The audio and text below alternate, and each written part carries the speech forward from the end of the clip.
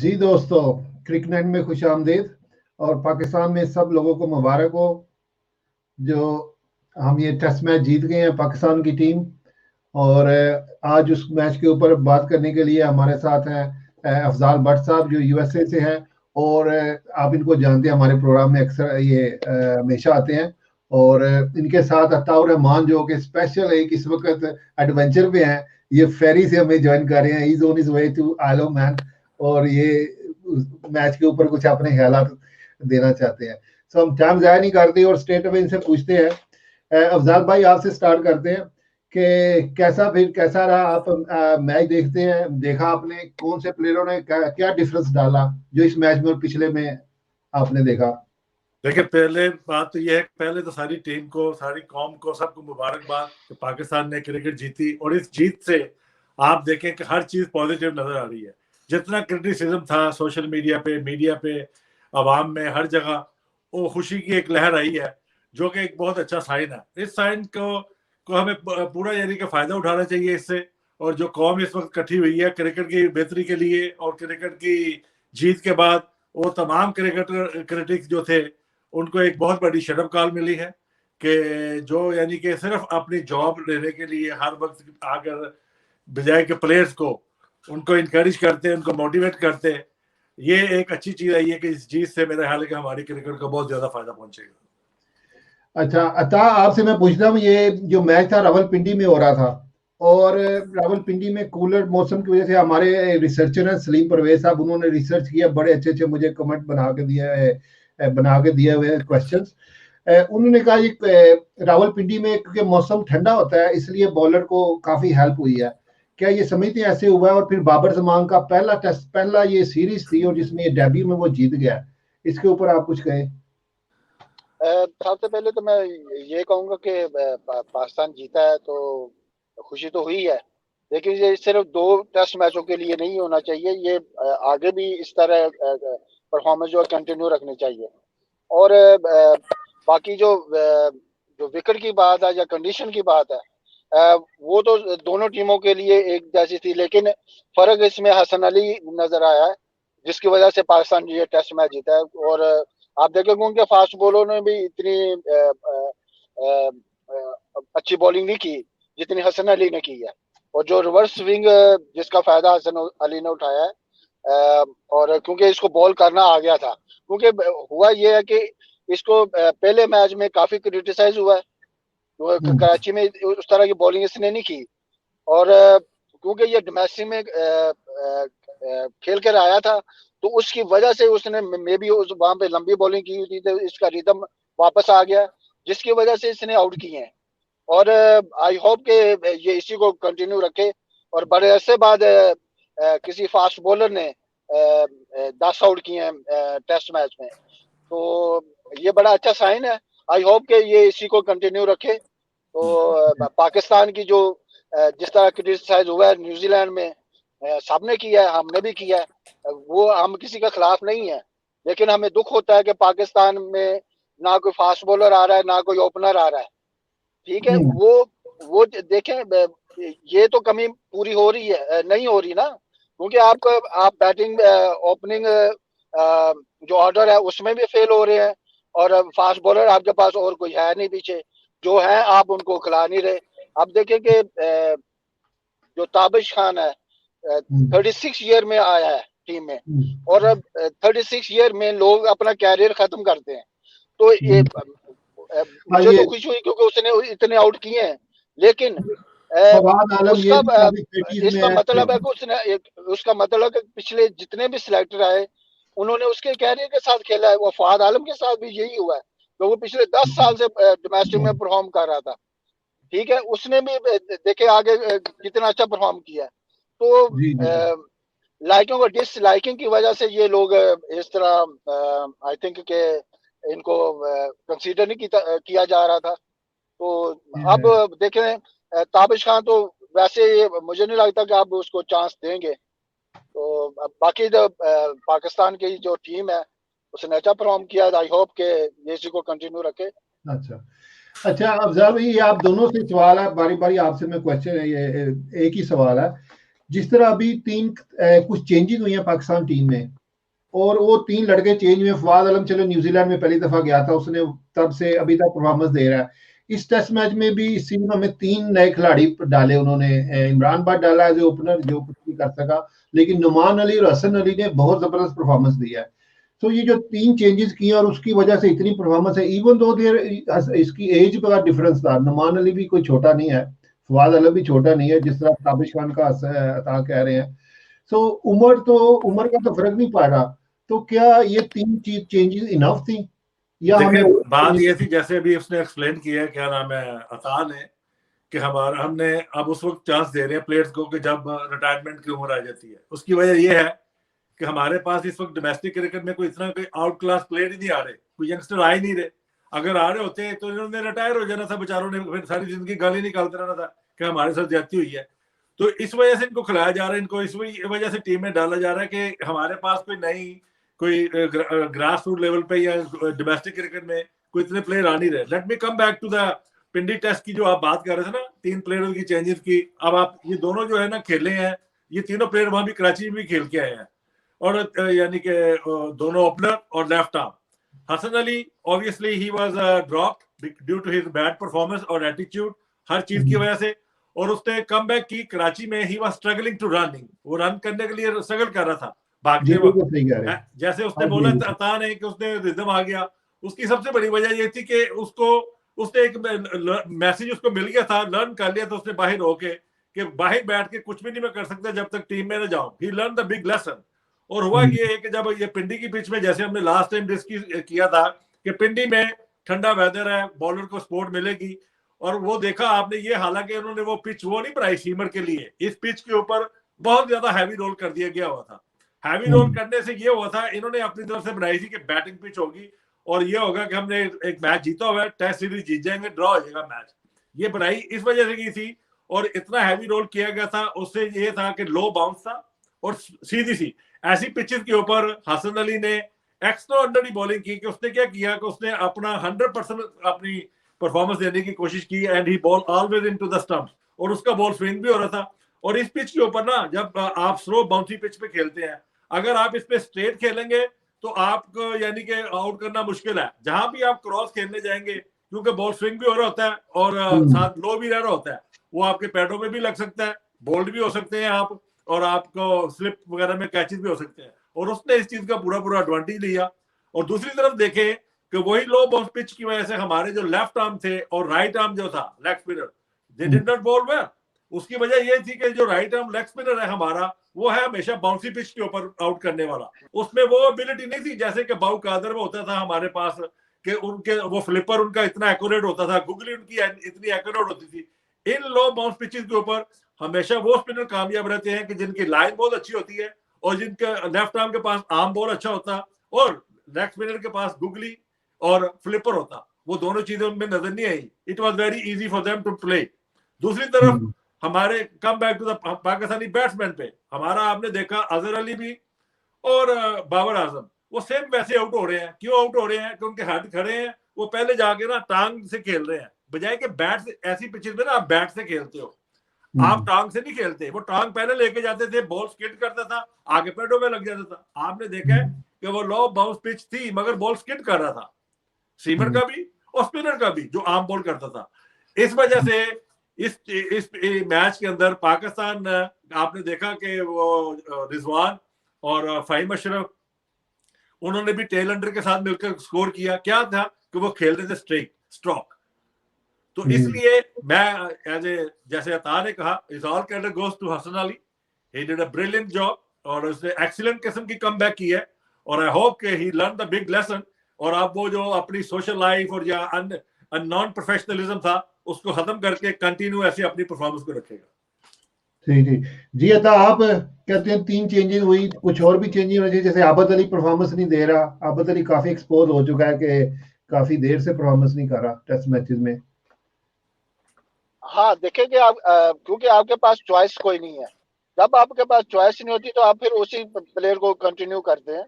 और क्योंकि ये थोड़ा सा डिसीजन लेने में डरते भी हैं, क्योंकि बोल्ड डिसीजन बाज दफा आपको बोल्ड डिसीजन लेने पड़ते हैं टीम बनाने के लिए। जैसे ये तीन, लेकिन मैं आपको स्टॉप कर रहा हूँ, जैसे 3 बंदे इन्होंने नए डाले हैं टेस्ट मैच में, 2 ने बड़ी जबरदस्त परफॉर्मेंस दी है, एक ही आप सिर्फ देखें ना, देखिए मैं अभी आपको बताता हूँ कि इन्होंने कहाँ कहाँ ये मिस्टेक करते हैं। जब इन पे प्रेशर आता है तो ये टीम चेंज कर देते हैं, क्योंकि हर मैच में इनकी डिफरेंट जो होती है ना टीम सिलेक्शन होती है।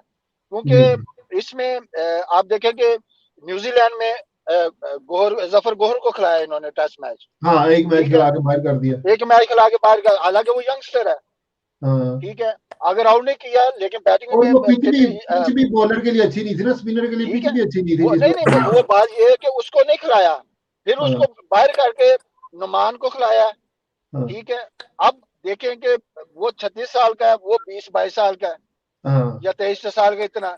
तो ये बिल्कुल सही। जो है ना प्लेयरों के साथ फिर जाती हो जाती है कि प्लेयर डिसार्ड हो जाते हैं। उसकी मैं मिसाल ये भी देता हूँ कि आग आपके पास समी असलम थे, वो अच्छा परफॉर्म कर रहा था पाकिस्तान डोमेस्टिक में भी, टेस्ट मैचेस में भी। एक दो इनिंग्स में फेल हुआ, आपने उसको साइडलाइन कर दिया, वो भी सिर्फ इमाम उल हक की वजह से। वो बेचारा डिसार्ड होकर अमेरिका आ गया। अच्छा। क्योंकि मुझे भी बड़ा दुख हुआ है कि ये इस क्योंकि प्लेयर को ऐसे करना नहीं चाहिए। उसे जैसे फवाद आलम ने किया उसी तरह उसको डोमेस्टिक में परफॉर्म करना चाहिए था, वो वापस आ जाना चाहिए था। तो इस वजह से लोग डिसार हो गए, और कई क्रिकेटर ऐसे जिनके साथ जाती हुई है। और बिल्कुल। देखिएगा अब नुमान अली साल खेलेगा, 2 साल बाद उसके रिफ्लेक्सेस स्लो हो जाएंगे, क्योंकि आप उसको टर्निंग विकेट पाकिस्तान में बनाएंगे तो वो खिलाएंगे ना उसको। जी, बाकी तो सही है। अगर आप बाहर जाते हैं तो वो तो आपको उस तरह की विकेट नहीं मिलेंगे कि जैसे हम्म, आपने पाकिस्तान में बनाई है। और क्योंकि मिसबाह ने हमेशा आप देखेंगे इसके टर्नओवर में ये फास्ट बॉलिंग पे इतना रिलाई नहीं करता। ये हमेशा शारजा में भी आप देखें कि स्पिन विकेट बनवाते थे, और हाँ, पाकिस्तान में भी ऐसा है, क्योंकि जो फास्ट बॉलिंग जो थी वो उस तरह के प्लेयर फास्ट बॉलर भी नहीं आ रहे, और ये जो स्पिनर है उन पर रिलाई करके इन्होंने मैच जीते हैं।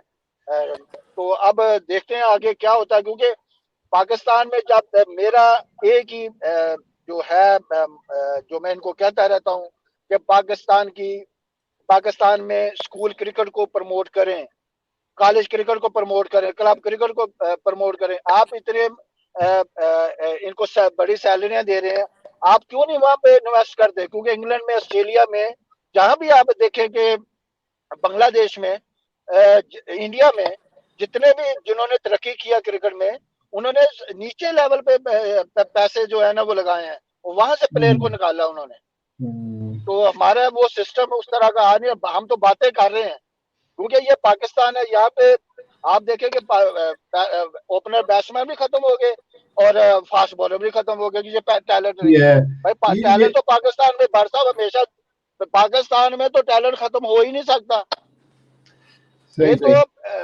ये जो सिलेक्शन नीचे हो रही है, क्योंकि कुछ नॉन क्रिकेटर है लेकिन उस लेवल के नहीं है, जो सिलेक्शन उस लेवल ये की नहीं करते, या तो अपनी नौकरी बचाने के लिए करते हैं, और यहाँ पे यस सर करने के लिए करते हैं, और जी, जी, एक आप दूसरे को बिल्कुल खुश सही है। करते रहते हैं। हाँ तो जी, मेरा तो बाकी भट्ट साहब आपसे, सही बात है, डॉक्टर साहब एग्री आप मैं थोड़ा कर सा रहा हूँ। अच्छा, एक्सप्लेन आपसे कर एग्री दें। कर रहा हूँ कि हमारे मुल्क में, हमारी टीम में, पाकिस्तान में लीडर की कमी है। जिस तरह इमरान खान लीडर, जो लीडर होते हैं वो अपने बाद ऐसे लोग तैयार करके जाते हैं जो खुद लेजेंड बन जाते हैं, बाद में वो खुद भी लीडर बन जाते हैं। लीडर अच्छा ऐसे तैयार, जैसे इमरान खान ने वसीम अकरम और कितने खिलाड़ी तैयार किए अपने दौर में, उसी तरह ये धोनी ने बनाए, अपने इंडिया में कैसी टीमें बना दी। ये मिसबा उल हक इस चीज में काफी पीछे है, और वकार यूनुस के, ये अपने बाद कोई लड़के तैयार नहीं कर सके जो कि लीड कर सके। तो उसके अलावा चले, हमारा अगला सवाल है, ये है कि अब तो थोड़ा कोचिंग स्टाफ को रिलीफ मिल चुका होगा। अब हसन अली हमारा जो तीनों फॉर्मेट खेल सकता है, T20 भी खेल सकता है, वनडे भी और टेस्ट मैच भी खेल सकता है। इस तरह के और भी कई प्लेयर, और कुछ प्लेयर ऐसे हैं जो T20 में काम अच्छे रहेंगे, वनडे में और टेस्ट में अच्छे रहेंगे। क्या इनको 3 टीमें सेपरेट नहीं बना देनी चाहिए? जैसे अगर हसन अली को या अफरीदी को खिलाते रहेंगे, शाहीन अफरीदी को हर फॉर्मेट में, तो वो रन आउट हो जाएगा। असद देखे तो क्या है, ये हर दौर में ना आपके पास एक क्वांटिटी ऑफ टॉप प्लेयर्स की होनी चाहिए जो डोमेस्टिक क्रिकेट से पिक करने चाहिए। यानी कि आपके पास 15-20 फास्ट बॉलर होने चाहिए, ऐसी इतनी क्वांटिटी में बैट्समैन भी होने चाहिए, स्पिनर भी होने चाहिए। ये एक लॉट होनी चाहिए जो आपने, जैसे हमारी एनसी है ना, नेशनल क्रिकेट एकेडमी है, इसका मकसद ये होता है कि एकेडमी के पास they have enough player for every format. जैसे अभी बात की था ने फॉर द सिलेक्शन के लिए स्कूल कॉलेज की, आई एग्री विद हिम कि जब आई स्टिल रिमेंबर 96 में 7 में ना, जब मैं आया क्रिकेट में कोचिंग वगैरह में और सिलेक्शन वगैरह में, हमारा सबसे ज्यादा यही होता था कि हम अंडर 16 और अंडर 19, ये दो ऐसी यानी कि सिलेक्शन होती हैं कि इसके अंदर ना बच्चे जो है ना वो अपने माँ बाप को बहुत ज्यादा फोर्स करते हैं खेलने के लिए कि मैं अच्छा हूं, और बाप जो होते हैं उनके वो नहीं देखते कि हमारा बच्चा अच्छा है या बुरा है, वो they always try to find easy way to get into the team. और बाद औकात जो इतने स्ट्रॉन्ग नर्व्स के लोग नहीं होते सिलेक्टर्स वगैरह, जो खुद भी सिफारिश से आए होंगे, तो वो सिलेक्ट कर लेते हैं सिफारिशियों को। मैं ये नहीं, मैं इस चीज का क्रेडिट नहीं लेना चाहता, मगर as a cricketer I did my job as a honestly. मैंने और मेरे साथ जो सिलेक्टर थे, हमने वो जो लॉट तैयार की, अपने लाहौर की मैं बात कर रहा हूँ, आई थिंक उस लॉट तकरीबन 25 से 30 यानी कि उसमें से इंटरनेशनल टेस्ट क्रिकेटर बने।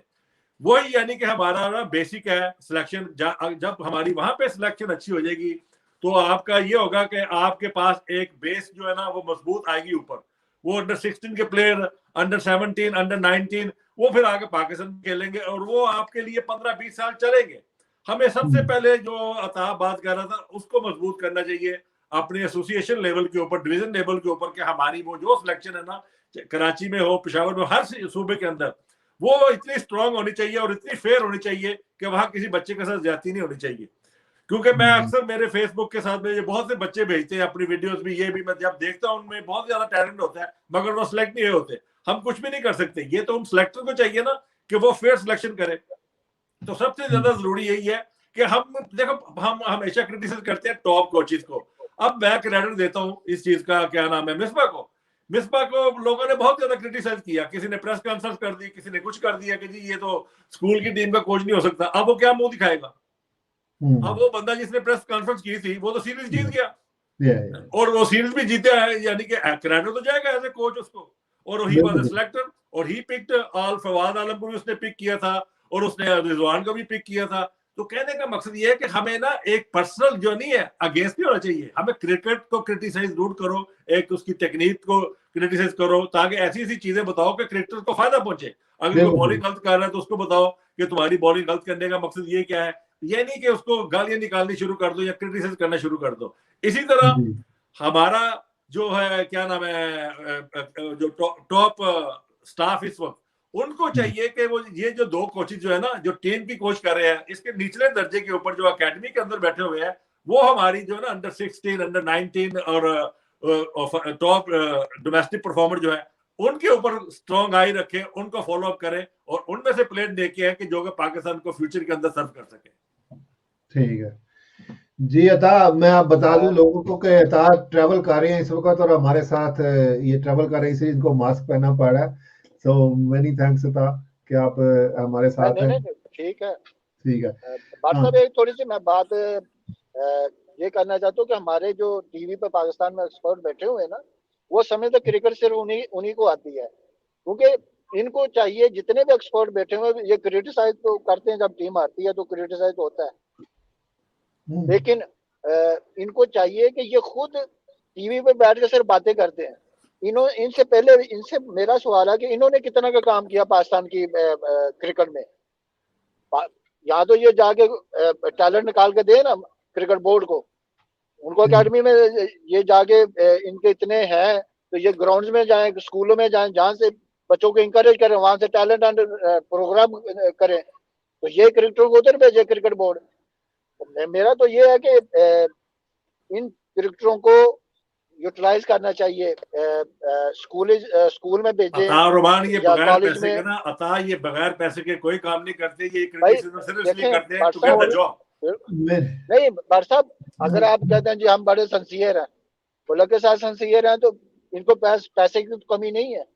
पैसे तो इनको माशाल्लाह हमारे दौर में इतना हवस है ना, हवस नहीं खत्म होती, हवस नहीं खत्म होती। हमारे जमाने में इतना पैसा नहीं था, लेकिन हम मुल्क के लिए खेलते थे। ये अब बहुत कम लोग हैं जो मुल्क के लिए खेलते हैं, ये सिर्फ पैसे के लिए खेल। आप देखें आपके पास कितने फास्ट बॉलर हैं, 4 ओवर के अलावा कोई बॉलिंग 6 ओवर नहीं कर सकता लगातार स्पेल को। देखे ना क्या वजह है, क्योंकि जो अच्छे फास्ट बॉलर होते हैं वो तो पूरा पूरा दिन बॉलिंग करते हैं। देखो इनके पास कोई 10, एक और भी इनके पास बात वो है नहीं सिस्टम। वो लोग जो पाकिस्तान में जो इन्होंने देखे, कॉलेज में इन्होंने और इन्होंने कितने के फास्ट बॉलर है, कौन से आप देख लें कि जितने भी इनके एकेडमी में फास्ट बॉलर है, जितने भी हैं, वकार यूनिस से मैं 4 साल आया, वकार भाई एक ग्रेट बॉलर, मैं भी साथ खेला हूँ। इनसे पूछे कोई एक बॉलर भी इन्होंने पैदा किया, या वसीम भाई ने कोई बॉलर लेकर आए हैं? बातें तो माशाल्लाह वर्ल्ड क्लास ये क्रिकेटर यहाँ होना पे तो और बात बात है, आती है कि वो क्रिकेट खेल चुके। अब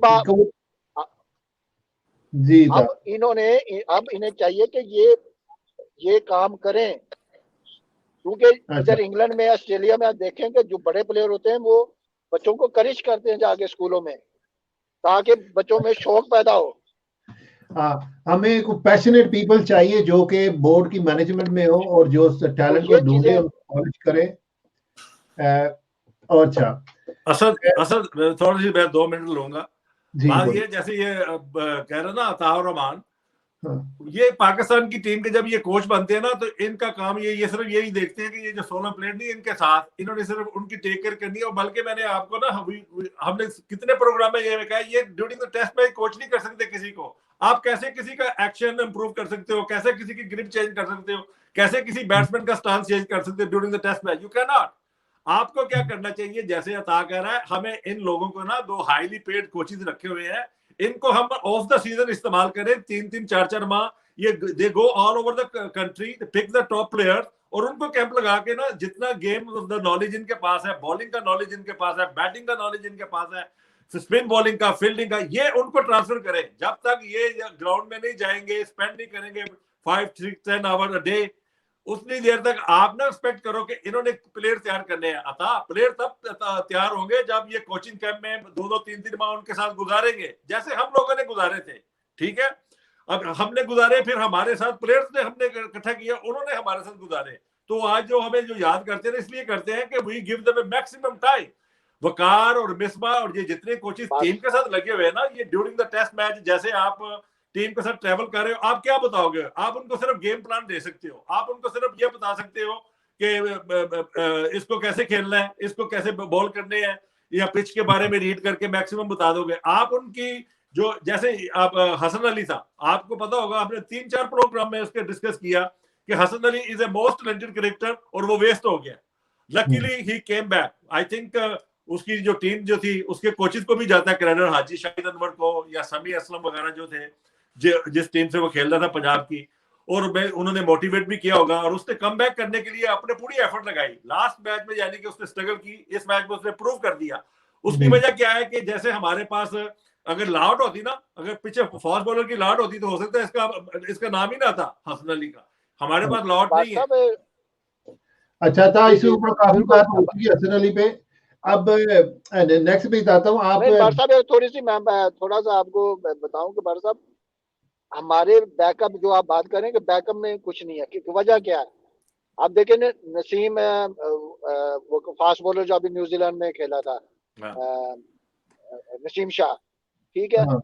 अब वो उसकी पेस क्यों नीचे आई? क्योंकि वो मैंने सुना इसलिए कि ट्रेनर थे उधर, उसको ज्यादा एक्सरसाइज कराते रहे हैं, तो उसका उसको हुआ ये है कि देखें कि इनके पास पाकिस्तान में क्राइटेरिया, जब ये जॉब देते हैं ना किसी को, तो ये कहते हैं कि जी आपके पास लेवल 3 होना चाहिए, 5 साल का या 3 साल का इंटरनेशनल एक्सपीरियंस होना चाहिए। वो दिन के पास नहीं है। जितने भी आप देख लें, ना मिसबा के पास लेवल 3 है, ना वकार यूनिस के पास लेवल 3 है, ना मुशी के पास है। वो सिर्फ ये इसलिए कि ये नाम की वजह से कोच बन गए।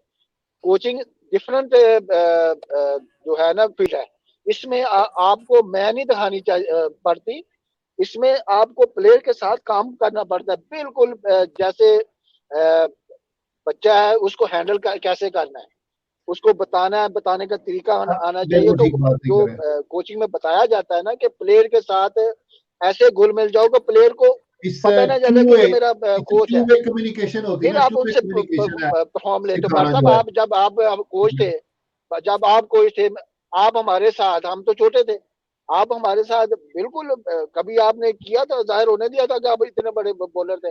आप माशाल्लाह कितने सीनियर में थे, कितने आउट किए थे डोमेस्टिक में, अच्छा था, लेकिन हम हम तो इससे आगे बढ़ते हैं। छोटे थे, अच्छा लेकिन आपने हम हमें बच्चों के तरह आपने हमें गाइड किया। अच्छा था, इसके बाद हम आगे बढ़ते हैं। अगला आखिरी सवाल आपसे कि एक तो आप देखते हैं आपकी बात से बात निकलती है कि अच्छा अच्छा कोच, जो अच्छा प्लेयर अच्छा कोच नहीं हो सकता, जैसे उसी तरह अच्छा अच्छा प्लेयर भी अच्छा कप्तान नहीं हो सकता।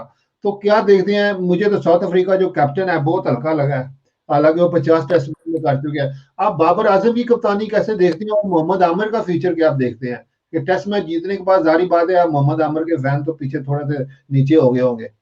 मोहम्मद आमिर का फ्यूचर और बाबर आजम की कप्तानी, इसको आप कैसे देखते हैं? मोहम्मद आमिर का, मैंने आपको याद है कि देखिए, लास्ट टाइम हमने जिक्र किया था कि Mohammad Amir was a very lucky guy कि वो वापस आ गया क्रिकेट में, जबकि उसको वापस नहीं आना चाहिए था। आज तक ये वापस नहीं, इसको नहीं ला सके तारो मान को, उसको क्यों वापस लेके आए? फिर इस पे तो इल्जाम ही नहीं था, वो तो पकड़ा गया रंगे हाथों। He is the most luckiest person कि उसको पाकिस्तान के क्रिकेट बोर्ड के, पाकिस्तान की आवाम ने इतना हेल्प आउट किया और उसको वापस लेके आ गए। अब वो खत्म हो चुका हुआ है। आप जब देखो, वो 5 ओवर का बॉलर नहीं है, वो सिर्फ T20 खेलने के लिए स्क्रीन पे आके अपने आप को लोगों में सिंपैथीज गेन करने की कोशिश कर रहा है। He is finished when he took last time 5 wicket or 10 wicket in the match. I don't think so कि 10 साल में जब से वो वापस आया उसने कुछ किया। 5 ओवर पहले वो कर सकता है सिर्फ, उसके बाद 5 ओवर के बाद विकेट कीपर उसके ऊपर आके बैठ जाता है। उसकी पेस ही नहीं है। जैसे आपको उसने कहा कि टेस्ट मैच में you need a bowler who can bowl 20 to 25 over the day and who can get the team out twice, and he don't have a ability like that. वो सिर्फ स्क्रीन पे लाइमलाइट पे रहने के लिए कि ताकि श्रीलंका की लीग खेल ले, T20 T10 ये वाली लीगों खेलने के लिए वो अपने आप को ना स्क्रीन पे रखना चाहते हैं। अगर उसने इफ ही थिंक उसके साथ ज्यादती हो रही है तो वो डोमेस्टिक क्रिकेट जाके खेले, जाके 500,000 ओवर करके आए, 50-60 आउट करके आए तो कम बैक कर ले। इसमें आगे टीवी पे आके मजमा लगा के बैठ जाना, शो करना शुरू कर देना, आई डोंट थिंक सो कि he is a fit enough to bowl 50 over a match. इसलिए, और दूसरा कम बैक टू दैट, उसका आपने बात की है उसके कप्तान की। हाँ, उसके कप्तान, he is not doubt, he was is a great player. उसकी जो है डिकॉक की ग्रेट परफॉर्मेंस फॉर द यानी कि साउथ अफ्रीका के लिए, मगर इन दोनों मैचेस के अंदर उसकी वो चीज नजर नहीं आई जो एक कप्तान में होनी चाहिए कि टीम को इकट्ठा रखना, टीम को चलाना, changing of the field, changing of the bowler, ये चीजें उसमें नजर नहीं आई, और इसी चीज ने उसकी कप्तानी को भी और साथ उसकी बैटिंग को भी इफेक्ट किया। हाँ बिल्कुल, उसका फेस ही इतना डाउन हो गया था, परेशान था, उसकी बॉडी लैंग्वेज ही नहीं थी वो वाली। अच्छा, आप क्या कहते हैं मोहम्मद आमिर के ऊपर और बाबर आजम के ऊपर, या दूसरे साउथ अफ्रीका के कैप्टन के ऊपर? वर्षा मुझसे पूछ रहे हैं आप? जी जी, था आपसे। हाँ, आप देखें कि आमिर जो है वो तो अब 2020 के लिए उसने अपने आप को माइंडसेट कर लिया था। हालांकि वो बहुत ज्यादा टैलेंटेड था हसन अली से, लेकिन जब आप क्रिकेट से जान छुड़ाने लगते हो ना, तो फिर आप नीचे ही जाते हो। जब आपका एम होता है कि मैंने ऊपर जाना है, तो फिर आपकी आपकी सोच जो है डिफरेंट होती है कि मेरा गोल ये है। इन आमिर का हुआ ये कि इसने अपना गोल जो है बना लिया 2020 का। आप देखें कि जितने भी फास्ट बॉलर हैं, ये सिलेक्टरों को देखना चाहिए। ये जो फास्ट बॉल होते हैं वो 2020 में भी वैसी ही बॉलिंग करते हैं, और वनडे में भी और टेस्ट मैच में भी। जो फास्ट बॉलर होते हैं, अच्छे फास्ट बॉलर, वो तीनों फॉर्मेट में बॉलिंग कर लेते हैं। ये मुझे क्राइटेरिया ये समझ नहीं आ गया, ये 2020 का बॉलर है, ये वनडे का बॉलर है, और ये टेस्ट मैच का बॉलर है। जब आप इन्हें तीनों फॉर्मेट के बॉलर, आपको चूज वही करने चाहिए, आपको चूज वही करने चाहिए जो डोमेस्टिक में देखें कि जो फास्ट बॉलर 15 से 20 ओवर रोजाना फर्स्ट क्लास में करता है। बाबर आजम की कप्तानी पे कर दे, फिर हम वाइंड अप करें। आपको भी बहुत, मुझे पता है आप बहुत जल्दी में इस वक्त। क्या बाबर आजम की कप्तानी ठीक है आने वाले वक्तों में? नहीं, देखें, बाबर आजम तो मैंने उसको सिलेक्ट किया था अंडर-16 में, ठीक है, और मैंने जब एक दफा मैंने काम किया जब पाकिस्तान के डोमेस्टिक के साथ अंडर-16 में, और 4 प्लेयर मैं पाकिस्तान को देकर आया था, और हाई रिकमेंडेशन के साथ ही। ये मुडी भी किसी दिन आएंगे लाइव, तो वो भी आपको बता देंगे, अलीज़ा भाई भी और हारून रशीद भी, कि मैंने ये प्लेयर बाबर आजम, उस्मान कादर, समी असलम, इनको मैं क्या कराया कि ये पाकिस्तान का सरमाया है, और उमर सदीक, ये प्लेयर मैंने इनको दिए थे अंडर 16 में। और लाहौर की सिलेक्शन आपको पता कि पूरे सबसे मुश्किल सिलेक्शन होती है, और मुझे क्रिकेट बोर्ड ने चार्जशीट दे दी कि आपने टीम सेलेक्ट नहीं की, सही नहीं, क्योंकि वहां पे था कि जो क्लब में है उनके जो वोट होते हैं जी, वो हमारा ये लड़का रखें। तो मैंने कहा मैं तो किसी की सिफारिश नहीं मानूंगा। इसके ऊपर ना ये जो बोर्ड के ऊपर Babar Azam as a captain ही ग्रोम हुआ है।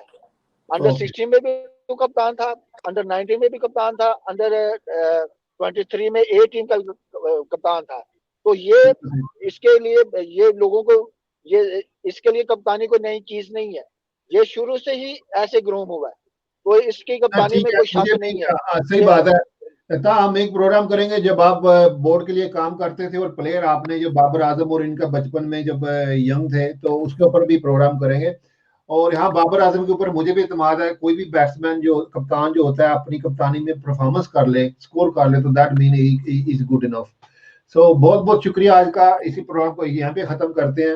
अताउर रहमान आपका और अफजाल भाई आपका भी, कि आपने बहुत शॉर्ट नोटिस पे, और अता भी जैसे कि ट्रैवल में है इस वक्त और भरपूर उसने हमारा साथ दिया है। तो इंशाल्लाह तो आज का हमारा यही प्रोग्राम था। तो इंशाल्लाह उम्मीद है आपको ये प्रोग्राम पसंद आया होगा, और हम आपसे जरूर इंशाल्लाह बहुत जल्द फिर मिलेंगे एक नए प्रोग्राम। Thank you.